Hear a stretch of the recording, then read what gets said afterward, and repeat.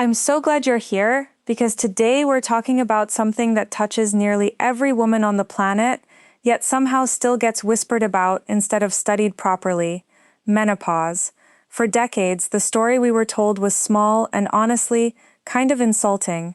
Hot flashes, dry skin, maybe some mood swings, and then nothing. As if a woman's body just quietly powers down once her reproductive years are over.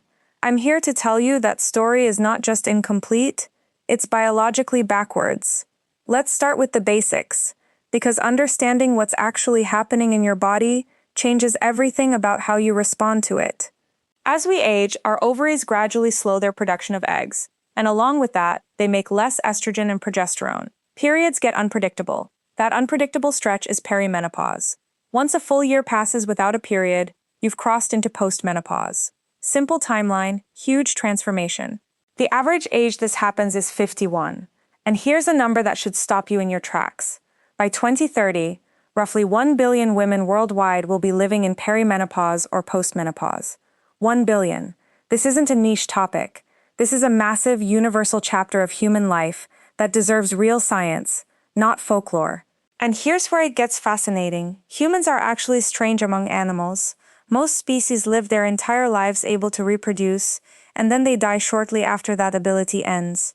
Even giant tortoises, which can live past 100 years, keep reproducing the whole time. But humans? We keep living, often for decades, after our reproductive window closes.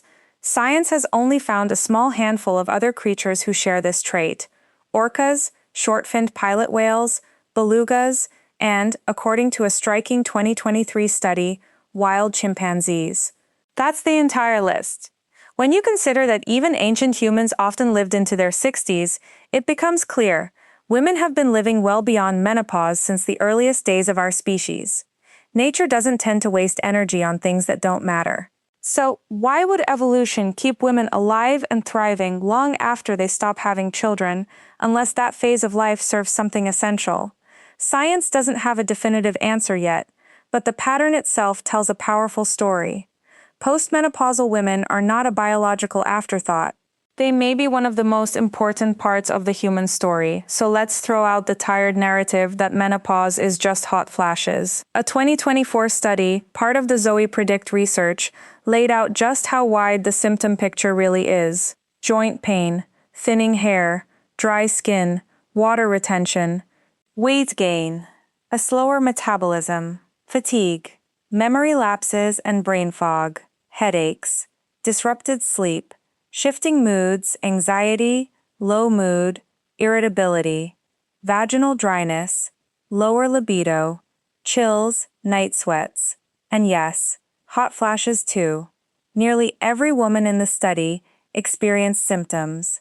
2/3 of women in perimenopause reported more than 12 symptoms at once. 41% in postmenopause said the same.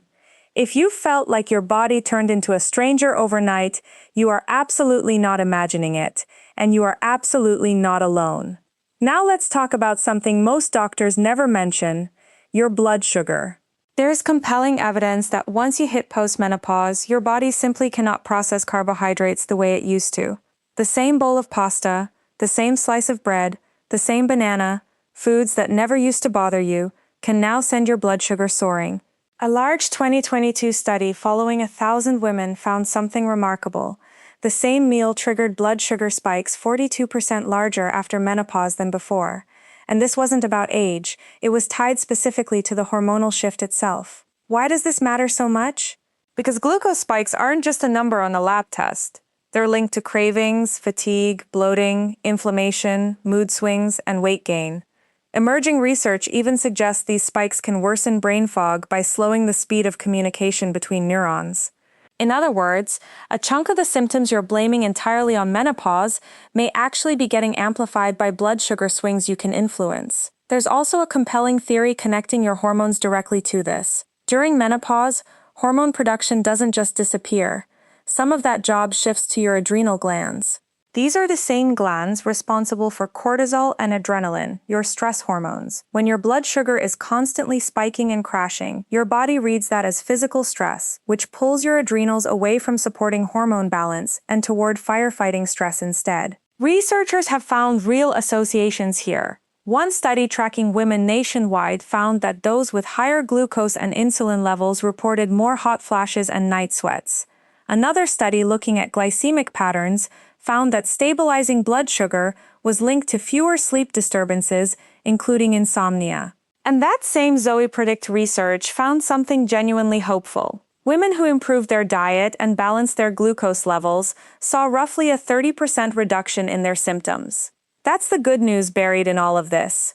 You have more control than you've been told. You don't need to overhaul your entire life or give up the foods you love. Small, consistent shifts, eating protein at breakfast instead of just carbs, having a bit of vinegar before a carb-heavy meal, starting lunch and dinner with vegetables, never eating sugar on an empty stomach, and moving your body after meals can measurably flatten those glucose spikes.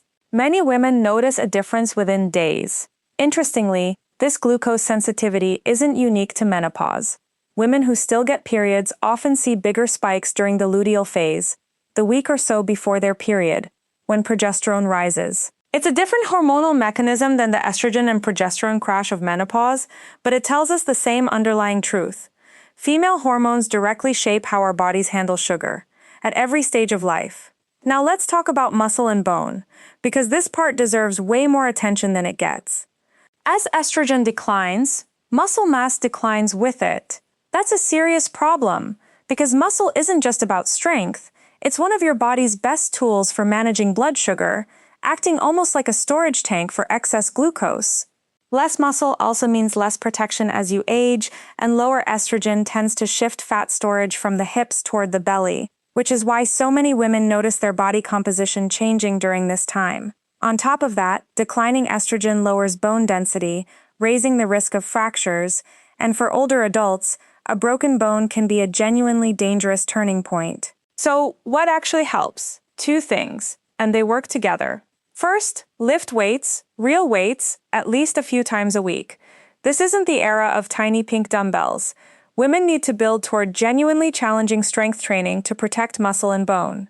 Second, eat enough protein. Most people, especially women, chronically undereat it. A helpful target is about 1 gram of protein per pound of body weight daily, which for many women is far more than they're currently consuming. Finally, we have to talk about hormone replacement therapy, because no honest conversation about menopause skips it. Current research suggests transdermal options like patches may carry fewer cardiovascular risks compared to oral pills. This is absolutely a conversation to have with your doctor, not a decision to make from a video. But for many women, HRT combined with better blood sugar management, strength training, and adequate protein can make this chapter feel dramatically more manageable. Menopause research is still underfunded and underexplored, and that needs to change. But the science we do have tells a hopeful story. This isn't the end of vitality. It's a phase your body is asking you to support differently. Start small, be consistent, and give yourself grace. You might be surprised how quickly you start to feel like yourself again,